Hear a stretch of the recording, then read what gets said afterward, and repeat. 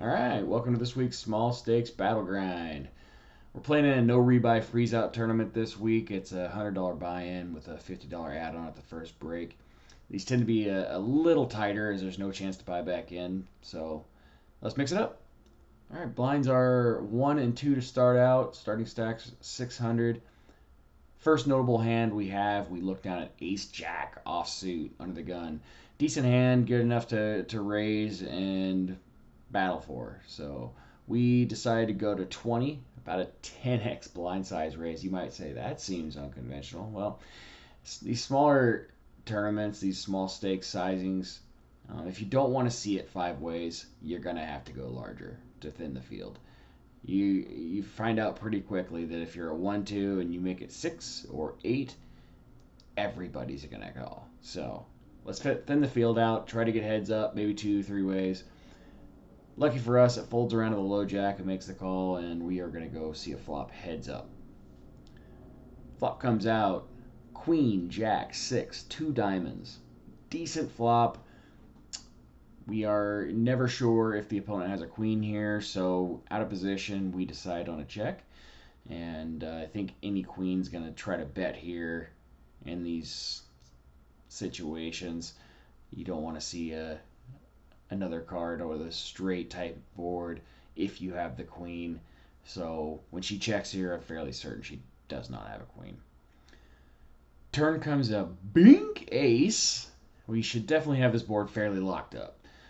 Although there are some straights available, I think it's time to start betting this pot for ourselves. So we put in a delayed continuation bet of 35. Villain fairly quickly makes the call. She's most likely on a draw of some sort. Maybe has a jack, maybe a weak ace. I don't think she has a queen here very often, though. Pot's up to 113 now. River comes out, a terrible queen of hearts.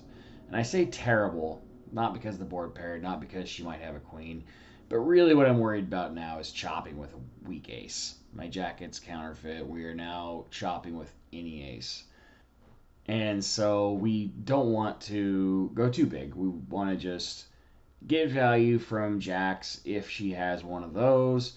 We want to get some folds from some weak aces here. She's not going to love the run out and should fold some aces here, although you'll get calls from some aces as well.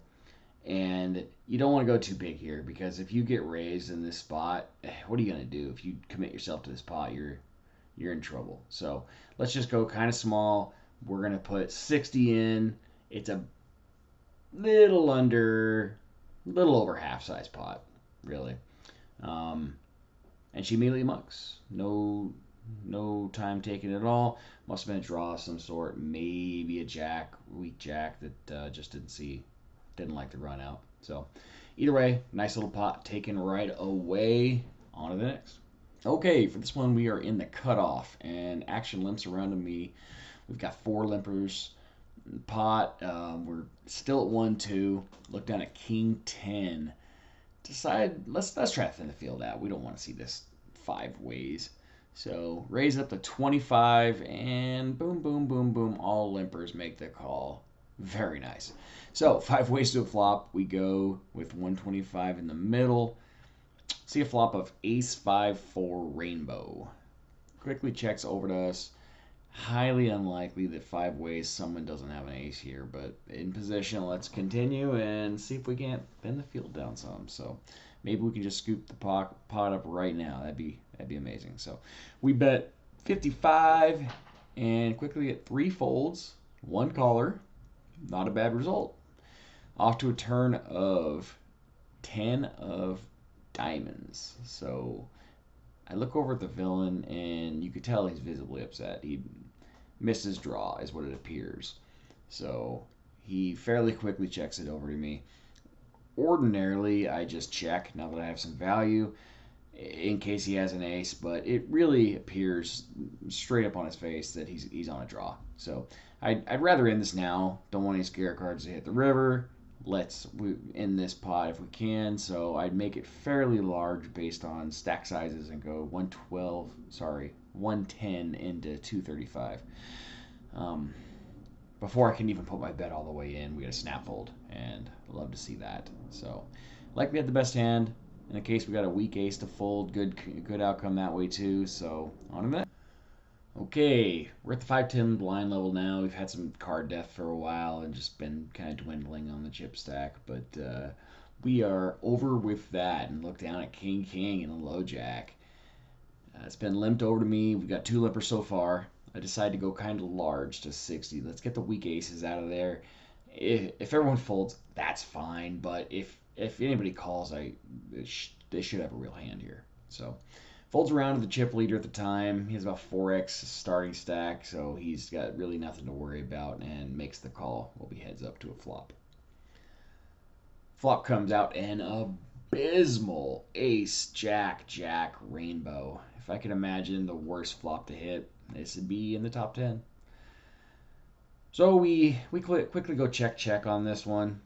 Off to a turn of a 5 of diamonds. Brick City, but if I was behind before, I still am. Check again. River comes another brick, 7 hearts. I considered making a small river bet, but what's calling me here? I think the only calls I'll get is from any ace. Jack will obviously raise me. Weak pairs, I don't think you're calling me on the river here. So I just decided to check it down. Kings are good. May have been a bit nitty. I just don't see any value in pushing chips into that board layout. So I'll take the small win. On to the next. Okay, so a few hands later, we look down at King, Queen off. There's already been a middle position raised to 35 and a limper. I know if I just flat here with 35, we're gonna get a couple more limpers behind us. We really don't want to see this 5 ways. So let's maybe take the pot down now, and let's also just see how the original raise reacts to a raise. So we're gonna put a 3-bet in to 135. Pretty meaty, pretty good sized raise at this point. To my surprise, the original raiser folds. Limper comes along for a pretty fast call. Doesn't think about it too long. So off to a flop, heads up. Flop comes out 9-4-4 rainbow. Pretty decent flop for us. I don't think it hits the villain very often.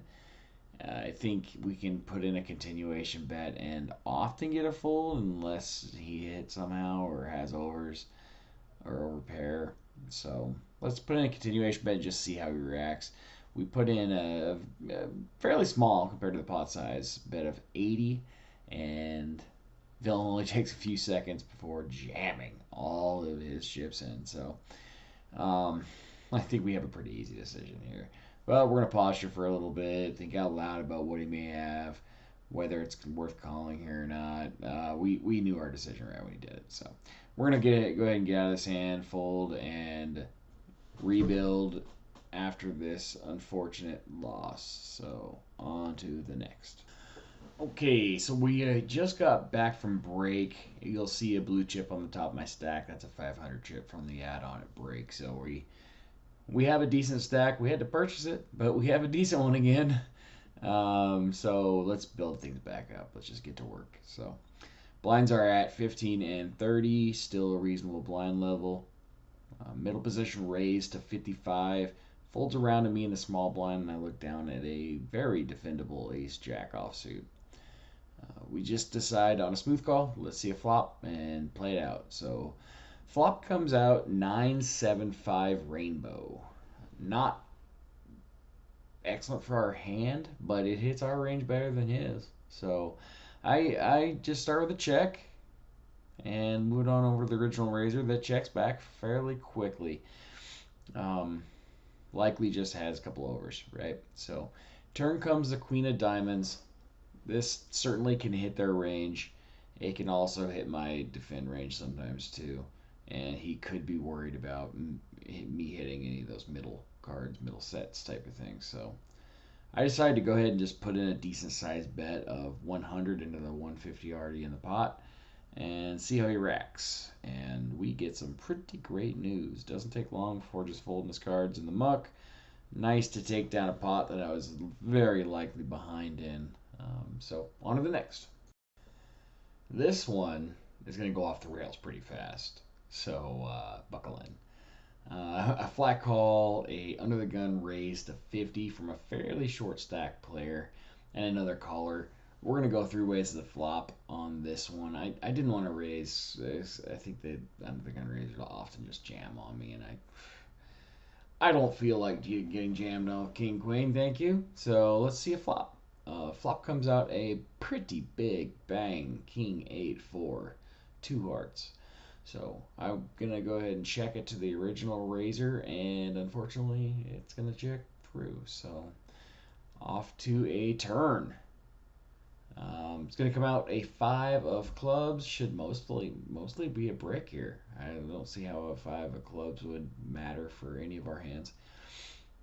I'm going to take over the betting lead now since no one seemed interested earlier and bet out for 100.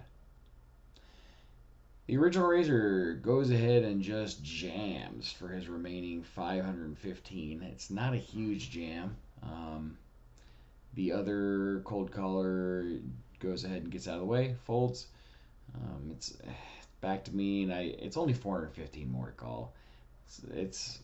I think I should be ahead here often.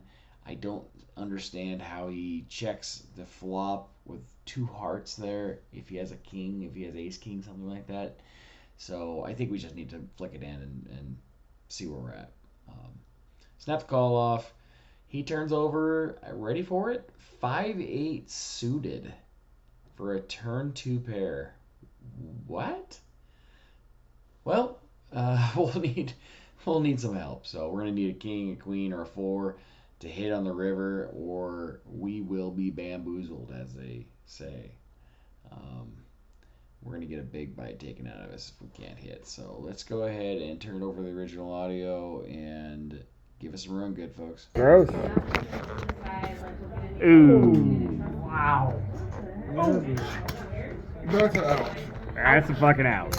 Yeah, sometimes you just gotta suck out on people to get through these tournaments. So it's nice to catch on the end when you're behind like that. It wouldn't have been the end of the world. I would have still been in, but dang, it's nice to go ahead and grab. So awesome, chipping up on to the next. A little while later, we look down at Ace Queen offsuit in the 25 to 50 blind level. We got one razor ahead of us with a min click to 100. I want a 3-bet here. I don't want to go huge, but we want to get a sizing where we can get a call from the original razor, or different actions to see how he wants to proceed, right? Get some information maybe, but we also want to make it big enough to where we're going to dissuade some other colors. Try to keep this heads up if we can. So we go ahead and make it 275. Fairly meaty, but also not earth-shattering. If the other guy decides to jam all in on us or something, we could probably get away from this still, and it won't affect our stack too bad. So folds around to the original razor, and he decides to just flat call. I think it looks like he's somewhere in the 8s or lower if he's got pockets. Something like ace, queen, or worse type of holding. So let's see a flop. And we get a flop of queen 7-4 rainbow. Bang! Very nice. So he takes a few seconds before checking to me. I take a look at his stack and think of a sizing that he can call, and it'll also allow us to get it all in by the river. So I decide 300 seems about right, and he takes just a few seconds before ripping it all in on me. I have nowhere to go here. I will not fold. I think it's a hand that we're just gonna have to see and hold and pray, right? So turns over queen 8 offsuit. What a dream spot. He's got a dead to a 3-outer, and we just need to keep the run out clean, right? So we have a clean turn, comes out a brick 5, and a clean river comes out another 5. We are going ahead and scoop this pot, full double up. He's got the exact same chip stack we do, so this is going to really set us up nicely moving forward and get to knock out an opponent as well. All right. Okay, so we're down to 4-handed now. We're at the 5100 blind level. We got one limper ahead of us. I look down at ace king suited. I'm going to bump it up to 350. You may notice I'm not doing that 10x raise sizing anymore. There's two reasons for that. So the field is already thinned down now. We don't have to look to get away from 5 people calling. We're just trying to see where people are at now, really. And also the blind sizes themselves are already substantial to our stacks. So any raise sizing is meaningful. A 2x raise size is even fine now.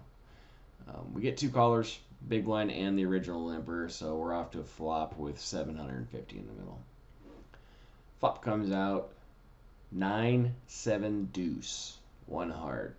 Not ideal. Got some backdoor hard draw. That's good, but I still have to continue here. I think my hand should still be best, very likely. But let's find out for cheap. So I decided to down bet to 250.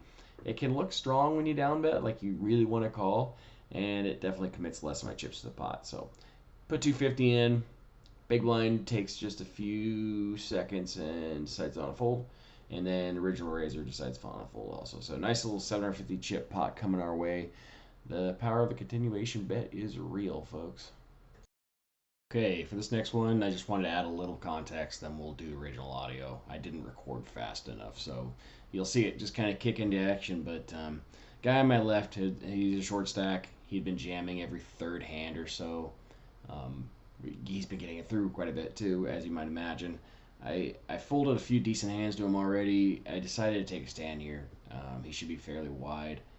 If I lost, I'd still have a decent stack, so sometimes you just gotta gamble. And we're all in, folks. Hi, Dan. Say something great. No, it's not. God damn it. I fucking knew it. You guys said you How wanted does to do this it. shit always happen? That's gross. Oh, I would have won! Okay, 3-handed now after that gross suck out. Look down at ace-9 off. Pretty big hand, 3-handed. Let's raise it up. So we're going to make it 700 as first to act. Small blind calls it off. The big blind is waffling and thinking for quite some time here. He actually verbally states, I have a pair here, boys. We all joined in with the dealer to say, don't say anymore. A lot of action behind still. So he thinks about it for quite a while, says, I'm thinking about going all in or folding, and ultimately he ends up on the fold. So heads up to a flop, and flop comes out, ace, 2, 3, perfect. I make a small continuation bet of 500, and the villain doesn't take very long before folding. And drag another one in, and on to the next. I didn't get to record the previous hand. The other 2 opponents went battling, and one was standing. So we are heads up now. Get into this hand. We decide to kind of call an 800, and the other guy says, I'm willing to chop. And, well, I am too. Let's go ahead and just chop this baby up. It's a $1,000 pot. We're going to take 500 each. Very nice result. You could battle it out and go for first, maybe get second. It's nice to just end the variance. So, very good run. Loved this result. On to the next. Thanks for joining, and we'll see you next time.